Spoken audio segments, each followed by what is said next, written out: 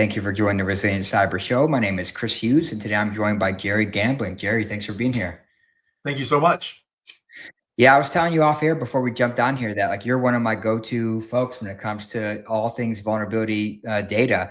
I met you a little bit over 2 years ago. It was at a dinner at RSA. I think it was 2 years ago now with folks like Alan Friedman and others, having a dinner with you guys and hanging out. And at the time I was working on a book on vulnerability management.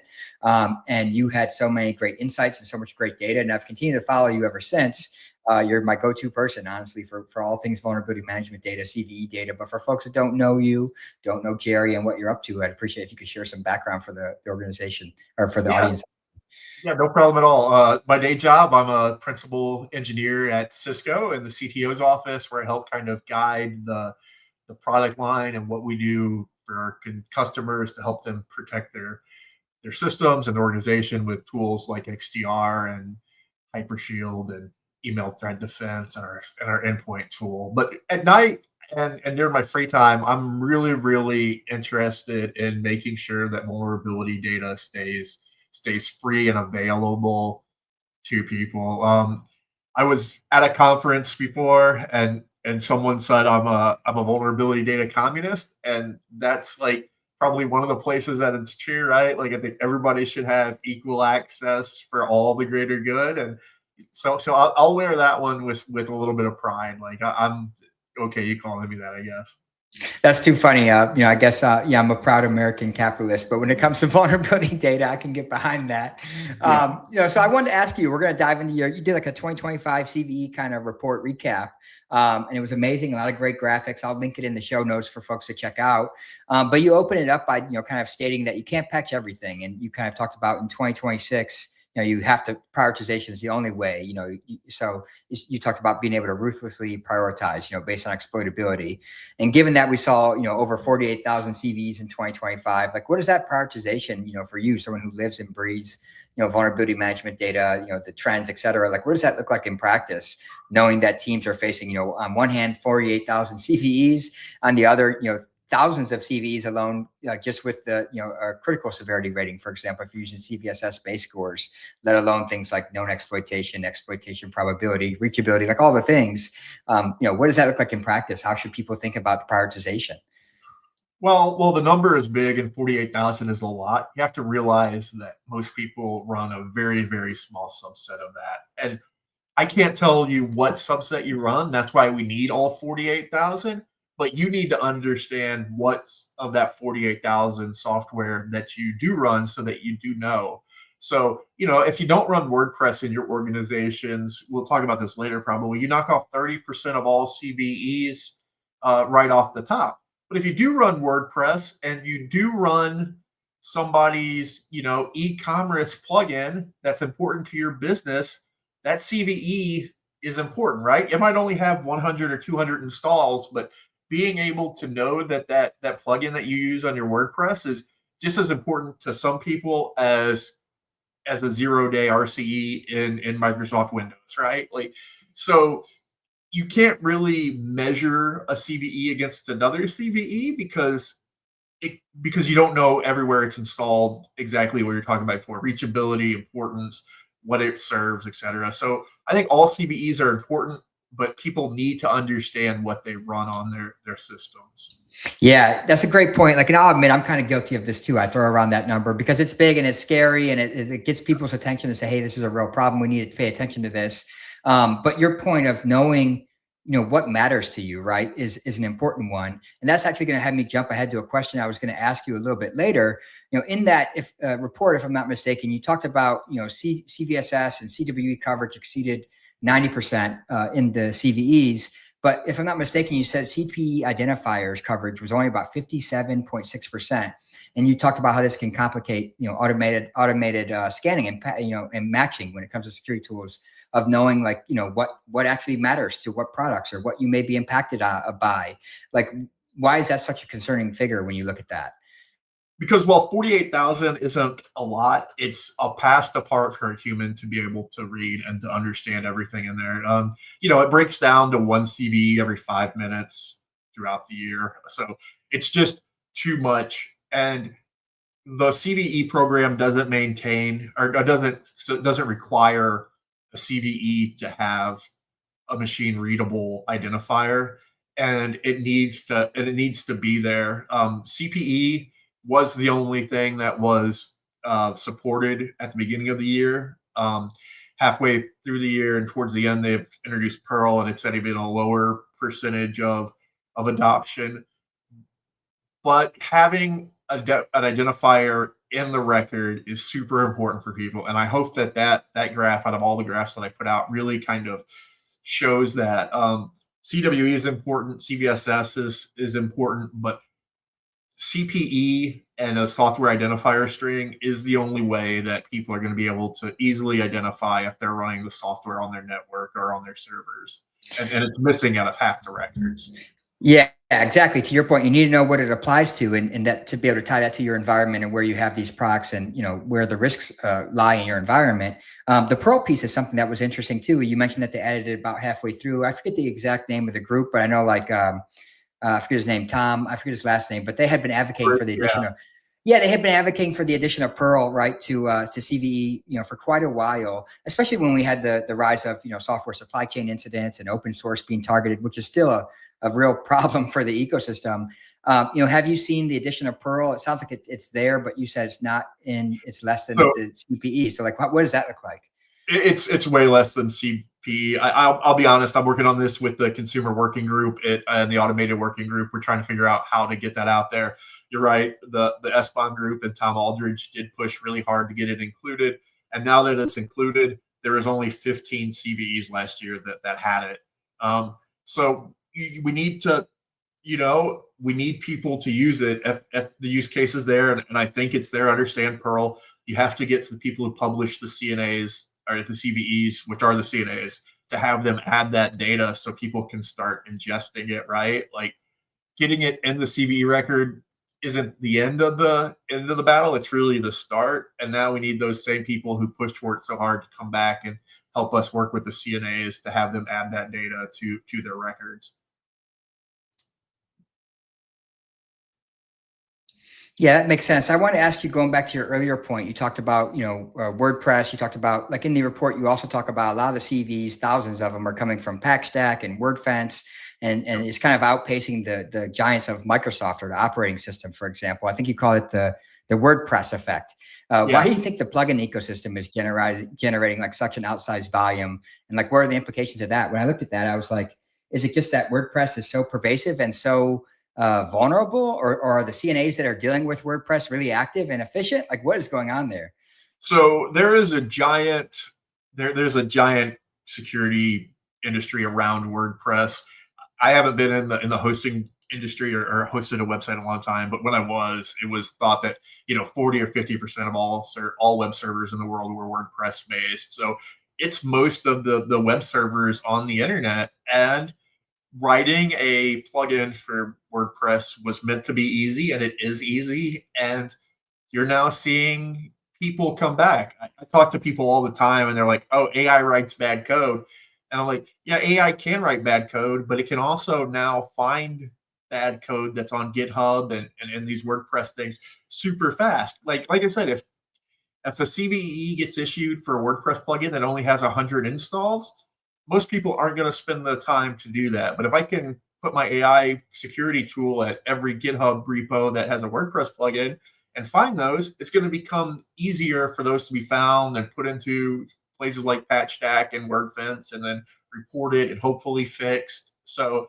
it's really the automation on the back end with AI and machine learning that we're seeing really kick up and find a lot of these issues, in my belief, along with bug bounty programs too, that also incentivize people to do that.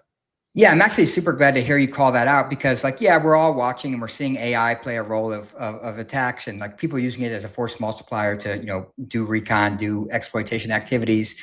But as you just said, like, there's that old adage, like, under enough eyeballs, all bugs are shallow, right? And historically, when we look at open source, there hasn't been enough eyeballs. I don't remember the exact figures, but I had an amazing researcher on in the past, Chinmay Sharma, who showed, like, it was like 25% of all open source projects have one maintainer, like 90% have fewer than 10. It was some absurd number like that, right? But if we can turn AI on the open source ecosystem and start to identify those things at scale, even propose, patches or remediations to the maintainers, we have an opportunity to really do a systemic improvement, right, on the ecosystem, just like attackers can, make an outsized impact with AI on their end. I'm curious, like as you watch this space, I know you're using some of these tools yourself, looking at like the intersection of AI and vulnerability management, whether on the exploitation side or patching, remediation, identification side. What are your thoughts around that? I think that it's super fast, and then it's moving extremely rapidly, especially in the area of like SAST and DAST on the web application security. My good friends at Dry Run Security are doing an amazing job in that space, and along with some other startups that are really using AI to be that security person that a lot of people don't have. We talk about a lot, and you see it a lot. People always want to sell to that top 5% that has a maintained SOC, that has, a full-time security staff. But even you'll be amazed at the security team size at companies that you use every day that might, have $100 million in sales, might only have 2 people who are assigned to security for everything that they do. And they're trying their hardest. So when you add in a force multiplier like AI to vulnerability management and to searching your code for vulnerabilities, it's amazing. 10 years ago, Google and everybody was talking about hiring 10x engineers, and AI finally gives the average person the ability to be a 10x engineer, to be completely honest. Yeah, that's such a good way to put it. Is like, you've been around a long time like me. You hear phrases like the cybersecurity poverty line, right? And that's most organizations, as you said, like the team is bootstrapped with a handful of people on it. But if we can lean into AI and help make that team more productive, more effective, increase their capacity and so on, it has a real opportunity to do some good around in terms of empowering the workforce. Rather than kind of the fear of like, the impact negatively to the workforce per se. I think we're about as bad as it may get. Hopefully, if only we can get better from here by using AI. Another thing I want to ask you in the report there, you talked about CWE 79, cross-site scripting. You said top the list with over 8,000 CVEs, despite being a known vulnerability class for decades, of course. Like you described this as alarming. Why do you think we're still failing at something that's so fundamental? And like, what would it take to bend this, curve in the right direction? It's weird because we're in the face of years now, last several years of, secure by design and so on, and like mantras like that. And of course, like DBIR, M-Trends has shown app exploitation on the rise as a primary attack vector. Like, why are these problems still persisting to this extent? Because it's super easy to scan for, and there are tons of tools out there that do it, to be completely honest. Other vulnerability classes are harder to find and to maintain, but cross-site scripting is as simple as trying and retrying strings and fields to see if it makes the application do something easier. So when I talk about it, I think that's what it is. It's just super easy to test for, and it's super easy to write and release without input validation. So, it's on both sides, right? Like it's easy to put the code out, and then it's super easy to find. Yeah, that makes sense. So I wanted to ask you, going back to like a little bit of the Perl, the open source kind of thing, the CPE topic in there in the report. You also talked about the Linux kernel having 3,649 CVEs, the most of any single product. But you emphasized, this is kind of a benefit of transparency rather than necessarily insecurity. How should people interpret these high CVE counts when you look at open source versus closed source? Because I think there's always like this false dichotomy of argument of like open source is less secure than proprietary software and vice versa. And it's like, well, it just depends. Some open source projects have tons of maintainers who are highly active and contributing, and others have one. And some, as you said, some security teams have 2 people. Other teams have, large teams of highly efficient, capable, and skilled engineers. So like, how do you look at that when you look at like the Linux role in the CVE ecosystem? I mean, they're publishing CVEs that are within the guidelines. So like, I'm not mad about them. They provide some of the best descriptions in the CNA world. When you look at it, like their CVEs are normally well filled out and full. I will tell you the one thing they don't do is CVSS scores. They haven't put a CVSS score on anything. So that, like, it's a double-edged sword. So everybody says, so I say, oh, there's 3,000 of those, or almost 4,000 CVEs from Linux kernel, but it has no CVSS score. So if you're under PCI or any other thing that says that you have to patch everything that's above a 7, all of those fall off because they're null, right? So it's a chicken and an egg, because while they're producing data, they're not producing data with enough data points that are needed to meet the regulatory requirements of most places. That's so funny, because it makes me feel like it's kind of a damned if you do and damned if you don't, right? Because they didn't put it there so you can't like meet compliance requirements around patching, remediation, SLAs, and so on. But if you put it there, everyone's arguing, well, this isn't really a critical, or this shouldn't be a high. Exactly. You know, like everyone's going to argue something no matter what. And another thing I wanted to ask you, like you led in with this about, you know, being a what do you call it, a vulnerability intelligence communist, I guess, or something like that is the phrase you use. Like I know you launched Rogo Labs, and you're putting some tools out there, CVE.ICU, CNSA or CNA scorecard, CVE forecasts. And I've been using these things in my newsletters and sharing them with folks in my network. Like, what do you think the gap was in the existing vulnerability ecosystem that you wanted to kind of put these out there and make these available to the community? There was a gap, and like I'm a capitalist too, and I like being paid, and I work for a big company, and my paycheck is nice, and I understand where that comes from. But I also think that vulnerability data should be available to everyone. I started my career at a small technical college doing some work for them, and then worked for state government, and then for a company who didn't have $50,000 to spend on vulnerability intelligence or threat intelligence feed, and we just had to put together what we could. And I don't want that to be the reason that someone gets hacked because they didn't have the data. Because my personal data lives in a lot of small and medium businesses and government organizations, right? And if I can say, here's some data that you wouldn't have had, because you don't have the resources to pay for it, but I had a free Saturday and access to GitHub and GitHub Actions that can keep this updated. You can have it for free. You know, I feel it's kind of my duty and kind of, you know, what I can provide back to the community for giving me so much through my career. So it's a win-win for everybody, I hope. No, it definitely is. Like I said, I use your resources, your data all the time in my network and share it with folks. I know a lot of folks appreciate it and find value in it, and I'm sure many others can say the same. So I guess like as a kind of a wrap up question here, of course we got to do the stereotypical predictions of 2026. Like I've been following your annual reports around CVEs for the last several years now. Looking at 2026, like what do you think the year will hold for us? There's a lot of things we touched on, whether it's data quality, whether it's the role of AI in terms of both identifying and remediating vulnerabilities, also helping attackers exploit vulnerabilities. We know CVEs keep growing year over year exponentially, which is a kind of a double-edged sword. Maybe there's more vulnerabilities, but also maybe people are paying attention more and reporting more things and so on. Like what are your thoughts around 2026 and what we may see? Yeah, so I'm worried for 2026, to be completely honest, Chris. I think that we're kind of at a crossroads here, and I think that we'll come back in 2027 and talk about whether the industry has balkanized or if it's become federated.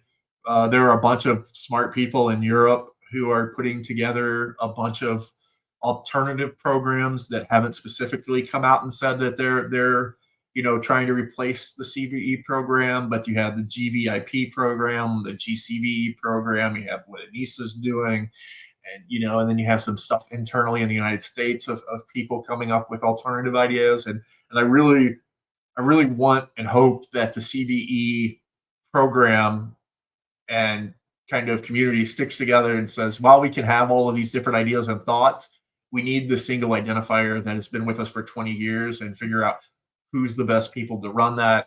I still think it's MITRE and CISO are doing a great job running the overall program. But I do see other people coming in with ideas, and they need a seat at the table, or they're going to one day say, hey, Europe has their own CVE ID now, and if you do business in Europe, you have to put this in too. And then you're just in a situation where you're then following two competing standards. And I really, really hope that that's not not where we're at. And I don't think that's what you wanted for prediction. So sorry. No, I actually agree with you spot on. It's funny that I don't want to keep making it political, but like, kind of centralized versus balkanized kind of model that you talked about, and like, or capitalism versus socialism, however you want to phrase it.